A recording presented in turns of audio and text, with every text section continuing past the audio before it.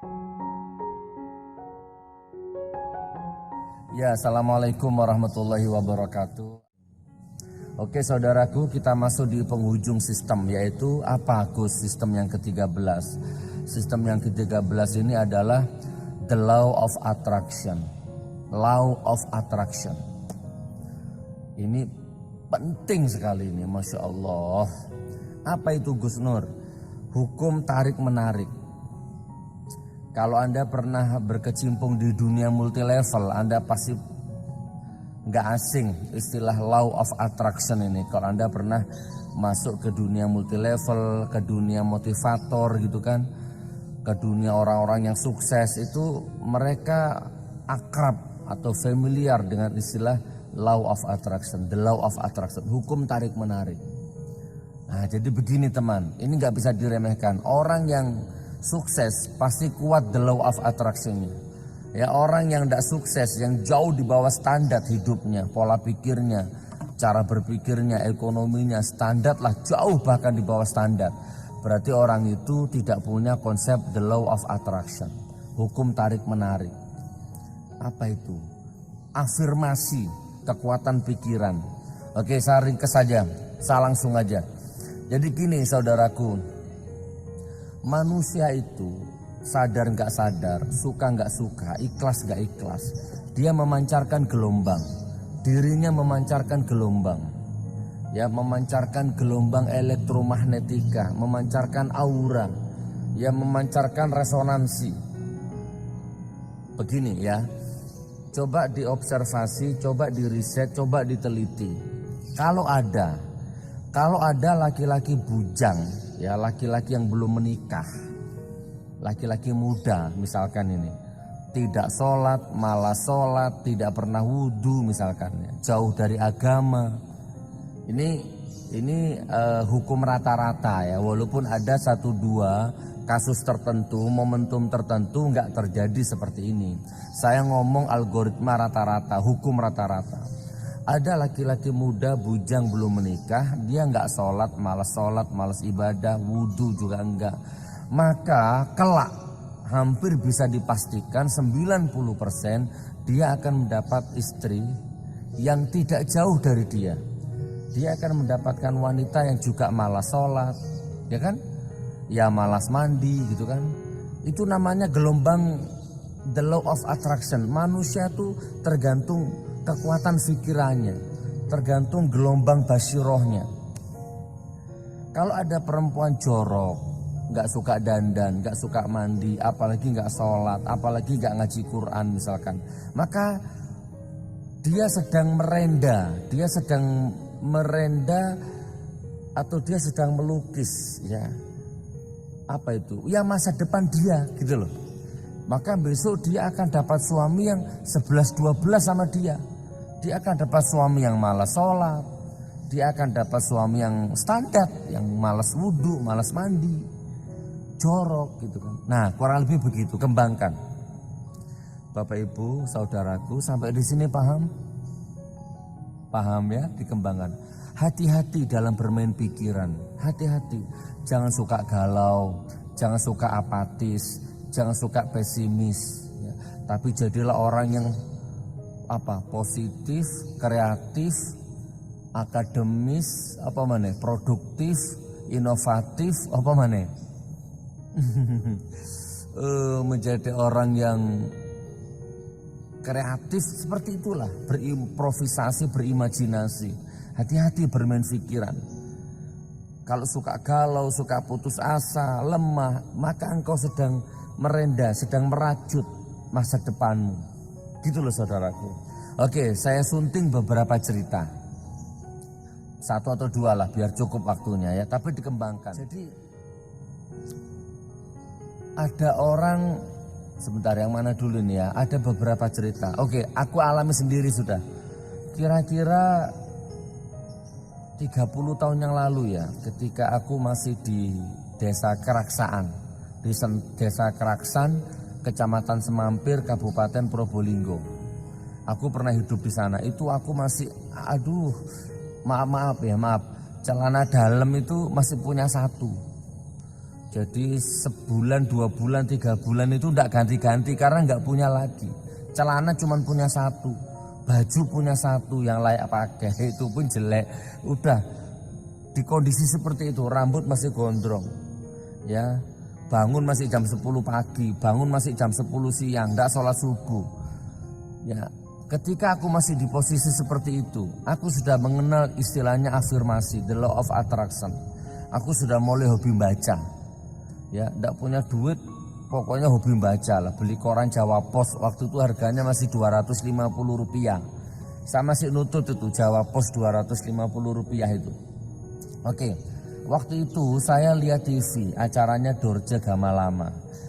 Coba kembali ke masa lalu, coba tahun-tahun segitu.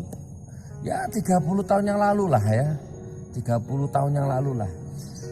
Dorce Gamalama itu kan waktu itu kan rajanya infotainment, entertain lah ya. Hampir semua stasiun TV ada itu yang apa namanya reality show itu kan, talk show kan, yang bedah-bedah rumah, bedah-bedah fakir. Nah waktu itu di mata saya Dorce itu orang yang mulia, banyak anak asuhnya, banyak yayasannya gitu kan, dermawan. Nah saya pernah nulis surat kepada Dorce waktu itu dengan tulisan tanganku yang jelek, apa adanya. Intinya begini, saya panggil Mbak Dorce kalau nggak salah waktu itu ya. Intinya saya minta pekerjaan ke Mbak Dorce. Mbak, kenalkan nama saya ini, alamat saya ini. Ya, keahlian saya cuma ngajar silat gitu kan. Saya nggak punya keahlian apa-apa kecuali silat gitu kan. Saya begini-begini. Intinya saya butuh pekerjaan, Mbak. Saya butuh masa depan, boleh tukang nyapu, boleh apa terserah. Saya butuh pekerjaan. Saya kirim itu ke alamat Trans TV apa Trans 7 waktu itu atau di TV One ANTV. Pokoknya asal lihat acaranya TV itu ada alamat TV-nya saya tulis. Saya kirim alamat ke Dorce itu. Kalau nggak salah 4 kali saya kirim surat ke Dorce itu dan tidak ada balasan, tidak ada respon. Oke, ini ya, perhatikan. Nah, saudaraku, itu namanya the law of attraction. Ya. Oke, saya seling sedikit sebelum saya lanjut ke Dorce. Ada juga mahasiswi ya yang setiap dari kos ke kuliah itu selalu numpang gonceng ke motor temannya. Bertahun-tahun numpang karena miskin. Mahasiswi tinggal di tempat kos, setiap kuliah numpang. Jadi kalau nggak ada yang gonceng ya mungkin telat-telat dia kuliahnya itu. Oke. Ada lagi orang yang tidak punya rumah gitu kan, tapi tiba-tiba gini maksudnya, tiba-tiba dia punya motor, punya rumah, itu hanya berdasarkan the law of attraction. Ada orang yang dimakan aja susah gitu kan, dimakan aja susah, hanya buru arit, tapi karena pikirannya selalu membayangkan Ka'bah, rindu dengan Ka'bah, orangnya belum umroh tapi hatinya, batinnya, alam bawah sadarnya sudah nikah dengan Ka'bah. Tiap hari bayangkan Ka'bah, berangkat. Entah gimana caranya. Itu Allah memberangkatkan dia dengan ribuan cara gitu.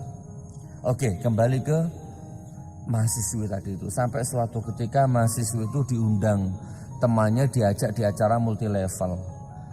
Nah, di acara multi level itulah si mahasiswi tadi itu menemukan ilmu yang namanya the law of attraction. Apa yang terjadi saudaraku? Dipraktekkan ilmu itu. Jadi mahasiswi tadi itu datang ke dealernya sepeda motor itu, walaupun nggak punya uang, dipegang, dipilih warna, dipilih merek, sambil berlinang air mata. Ya Allah, aku ingin sepeda motor ini ya Allah. Wahai sepeda motor, nggak lama kamu saya jemput ya untuk membantu kuliahku supaya ringan, nggak ngerepoti orang terus, bla bla bla bla bla. Dia bangun afirmasi, the law of attraction. Saya potong ceritanya, di sini lengkap ya. Apa yang terjadi? Nggak lama kemudian sepeda motor itu jadi miliknya mahasiswa itu, parkir di tempat kosnya dia. Entah gimana caranya, wairzuqhu min haitsu la yahtasib. Aku juga pernah ngalami itu. Aku ini punya anak, ini sebelum ke Dorce ya, Dorce-nya closing aja ya. Aku punya anak penghafal Quran, adik Syafira Putri Nur Aini.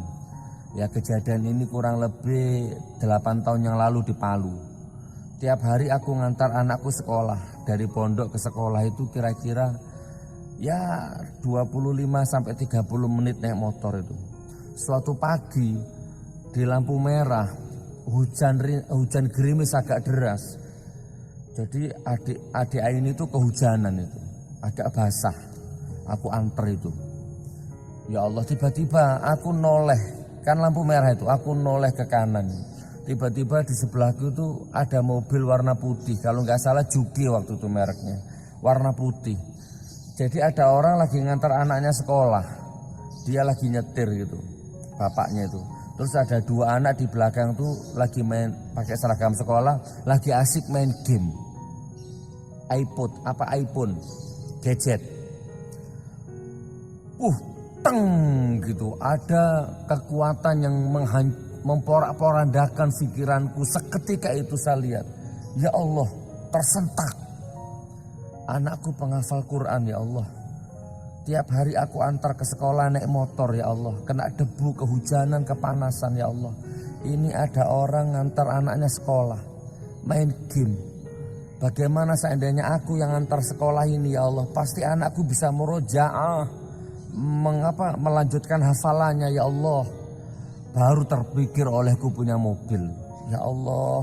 Nah, dalam adik ini di depan ini, aku batin, ya Allah. Pulang dari sekolah, pulang dari nganter anakku ini, aku harus beli mobil. Kenapa baru terpikir sekarang? Anakku nggak layak kehujanan, anakku nggak layak kena debu, anakku penghafal Quran. Tak kebut itu sepeda, saya antar anakku ke sekolah, pulang nggak langsung pulang, langsung aku singgah di showroom itu, di Palu itu. Demi Allah, wallahi, nggak punya uang untuk beli mobil itu nggak ada. Oke, saya potong ceritanya. Maka masuklah aku salah satu showroom Datsun ya, di jalur 2. Kalau di Palu itu ada jalur 2 dekat pesantren situ. Aku masuk ke situ. Dan yang aku cari nomor 1 itu yang warna putih. Aku dendam dengan warna putih. Aku cari, ternyata ada di situ Datsun Go Plus waktu itu ya. Ini warna putih. Aku ditemani dengan salah satu stafnya. Ya ngobrol singkat, bla bla bla bla, kalau kontan berapa, bla bla, boleh nggak saya beli, bla bla bla, boleh nggak saya masuk ke dalam, bla bla, boleh. Saya masuk ke dalam, saya tutup pintunya, saya pegang setirnya, saya pejamkan mata, saya bangun the law of attraction. Ya Allah, saya bayangkan aku lagi ngantar anakku sekolah, aku bayangkan anakku adik Safira Putri Nur Aini sedang murojaah di sebelahku. Subhanallah, aroma mobilnya masuk ke alam bawah sadarku. Saya potong ceritanya. Saya keluar, Mbak, insya Allah nggak lama mobil ini saya ambil, insya Allah ya. Terus dia minta fotokopi KTP saya kasih ini KTP saya. Pulang ke rumah, saya nggak ngerti, ya Allah, ya Allah, ya Allah, ya Allah, ya Allah. Saya bangun frekuensi dengan Allah. Saya potong ceritanya teman ya, terlalu panjang, saya sudah dikasih durasi ini.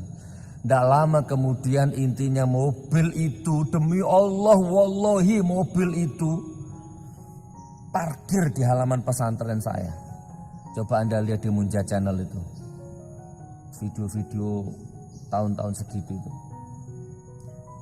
Dan akhirnya anakku benar-benar terjadi apa yang dalam pikiranku. Aku antar anakku dengan mobil. Dan benar-benar terdengar telinga anakku murojaah, mengulang-ulang hafalannya itu di mobil itu. Dan aneh saudaraku, dejavu, aneh. Suatu ketika lagi ngantar dia ini sekolah, ternyata adegan itu diulang lagi, adegan beberapa minggu yang lalu. Di lampu merah yang sama, jam yang sama, hujan yang sama. Aku ngantar adik ini sekolah pakai mobil, tiba-tiba aku lihat di kiri, kalau nggak salah aku noleh ke kiri, ada bapak-bapak sedang ngantar sekolah anaknya pakai motor dan kehujanan. Aku, ya Allah, kan itu aku alami dulu. Nak, dia ini coba lihat itu nak, dia ini noleh. Apa Bi? Adik ingat dulu diantar Abi sekolah seperti itu kehujanan. Nangis Abi nak di balik helm itu nak, nangis Abi nak. Karena Abi lihat ada orang ngantar sekolah anaknya main game. Sementara adik ini kehujanan, nangis Abi di helm itu nak. Abi minta tolong, Abi berdoa sama Allah dan sekarang dikabulkan nak. Ini sekarang kejadian itu orang antar sekolah. Subhanallah. Oke, saya closing. Kembali ke Dorce 1 menit terakhir. Jadi aku ngirim surat ke Dorce nggak dibalas-balas itu kejadian itu. Dan ternyata setelah kemarin lah, setelah 212 kayaknya itu. Perjalanan ke Taiwan kalau nggak salah, ke Korea ya. Saya perjalanan ke Korea, di bandara tiba-tiba ada telepon asing. Telepon saya, nomor asing tak angkat. Assalamualaikum. Waalaikumsalam. Cak Nur, Janco. Kaget aku, ada orang misu-misu. So akrab itu. Ternyata kok suara nggak asing. Dorce Cak, Dorce. Masya Allah. Ternyata Dorce telepon saya. Saya potong ceritanya. Sepulang dari Korea, Mbak Dorce, Umi Dorce jemput saya itu di bandara. Saya diantar ke rumahnya. Dikenalkan dulu dengan pengusaha rekaman dari Belanda atau dari mana. Dan saya akhirnya sempat rekaman di studionya Dorce itu. Dan sampai sekarang saya baik sama Dorce, kenal seperti saudara. Dari bandara menuju rumah itu saya duduk di sebelahnya Dorce. Dorce yang nyetir mobilnya, saya lihat dia. Ya Allah, the law of attraction. Dorce, 35 tahun yang lalu aku kirim surat kepadamu gak kamu balas-balas. Aku minta pekerjaan ke kamu gak kamu respon-respon. Sekarang sampean jemput aku satu mobil, jadi supirku, subhanallah. Jangan remehkan kekuatan pikiran, the law of attraction. Jangan pernah berpikir pesimis, jangan pernah berpikir negatif. Sukses, sukses, sukses. Tembus impianmu, tembus batas, menembus batas. Apapun batasnya, tembus semua. Yang penting satu, jangan batas syariat. Jangan batas syariah yang kamu tembus. Selain syariah, tembus semua. Gak sekolah, nulis buku. Gak sekolah, nulis buku. Gak ngerti nada, bikin lagu. Tembus batas. Yang penting jangan batas syariat. Salam sistem, salam the law of attraction. Sampai berjumpa di surganya Allah insya Allah. Wassalamualaikum warahmatullahi wabarakatuh.